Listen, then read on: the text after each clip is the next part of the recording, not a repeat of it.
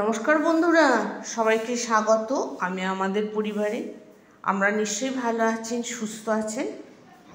আজকে সজনে পাতার একটা রেসিপি নিয়ে এসেছি, ভাজা রেসিপি। সজনে পাতা খাওয়া, সজনে শাক খুবই উপকারী। এর মধ্যে এত পুষ্টিগুণ আছে কি বলবো, আর এটা খেতেও খুব ভালো লাগে। সজনে শাকের সাথে যদি আর কোনো একটা শাক অল্প একটু দেওয়া যায় তাহলে আরও ভালো লাগে। প্রথমে আমি এখানে একদম টাটকা টাটকা সজনের শাক নিয়েছি। দেখুন, শাকগুলো একদম কচি। শাকগুলোকে এরমভাবে ডাঁটা থেকে আস্তে আস্তে করে বেছে নিচ্ছি, বেছে এরমভাবে রেখে দিলাম। এবার এটাকে আমি একদম কুচি কুচি করে কেটে নেব। কেটে নিয়ে দেখুন এরকম হয়ে গেছে। এবার এটাকে ধুয়ে নেব, ধুয়ে জল ঝরিয়ে নেব। আর এর সাথে দেব বেগুন, আলু, টমেটো আর পেঁয়াজ। আর কড়াইতে তেল দিয়েছি, অল্প তেলে করব। তেলের মধ্যে 1 চামচ কালো জিরে আর একটা শুকনো লঙ্কা ফোড়ন দিয়েছি। ফোড়নটা হয়ে গেলে ওর মধ্যে একটা পেঁয়াজকে দিয়ে দেবো। পেঁয়াজটা ভাজা ভাজা হবে না, কাঁচা অবস্থাতেই দেবো। তারপর এর মধ্যে টমেটো দিয়ে দেবো। টমেটোর মধ্যে দিয়ে দেবো পরিমাণ মতো লবণ আর পরিমাণ মতো হলুদ গুঁড়ো। এবার বেগুনটা দিয়ে দেব। বেগুন আলু দিয়ে ভালো করে কষিয়ে নেব।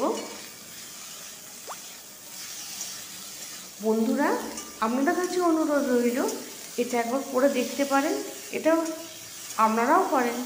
আমি কীভাবে করলাম সেটাই শুধু দেখাচ্ছি। যে সমস্ত বন্ধুরা আমার ভিডিওটা দেখেন, লাইক করেন, কমেন্ট করেন, তাদেরকে অসংখ্য ধন্যবাদ। আমার পাশে থাকার জন্য প্লিজ এরমভাবে পাশে থাকবেন, আমাকে সাপোর্ট করে যাবেন। আর যে সমস্ত বন্ধুরা নতুন দেখছেন, রেসিপিটা পছন্দ হলে লাইক কমেন্ট করবেন, আর প্লিজ সাবস্ক্রাইব করে পাশে থাকবেন আর পুরোটা দেখার চেষ্টা করবেন। এবার বেগুন, আলু, টমেটোগুলো ভালো করে ভাজার পর এবার এর মধ্যে শাকটাকে দিয়ে দিলাম। টমেটোটা কিন্তু একদম গলিয়ে দেবো না, একটু শক্ত শক্ত থাকবে। দিয়ে এটা এর মধ্যে দিচ্ছি সর্ষে আর পোস্ত বাটা দিয়ে অল্প একটু নাড়াচাড়া করে এবার আমি এটাকে জল দিয়ে ঢাকা দিয়ে রেখে দেব।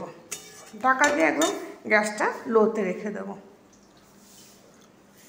জল দিয়ে দিলাম, কারণ সর্ষে তো বেশিক্ষণ কষলেই তিতো হয়ে যাবে, আপনারা তো জানেন। এবার এর মধ্যে ঢাকা দিয়ে দিলাম।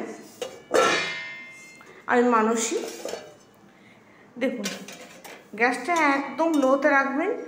আর এটা 10 মিনিট মতো রাখলেই শাকটা সিদ্ধ হয়ে যাবে। যেহেতু এটা কচি কচি সজনের শাক, সেই জন্য সিদ্ধ হতে সময় লাগে না। যদি একটু মোটা হয়, শাকটা একটু মোটা মোটা হয়, তাহলে একটুখানি কুকারে সিটি নিয়ে নেবেন।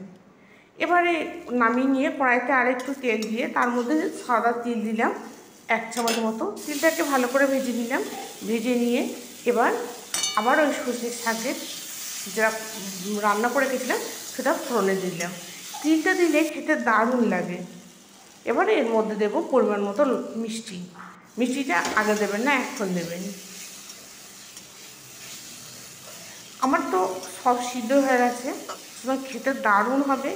গরম গরম ভাত আর যদি সজনের শাক থাকে না, আর কিচ্ছু লাগবে না, গোটা ভাতটাই খাওয়া হয়ে যাবে। নমস্কার বন্ধুরা, ভালো থাকবেন, সুস্থ থাকবেন, আর বাড়িতে অবশ্যই আবার বানাবেন, আর লাইক কমেন্ট করতে ভুলবেন না।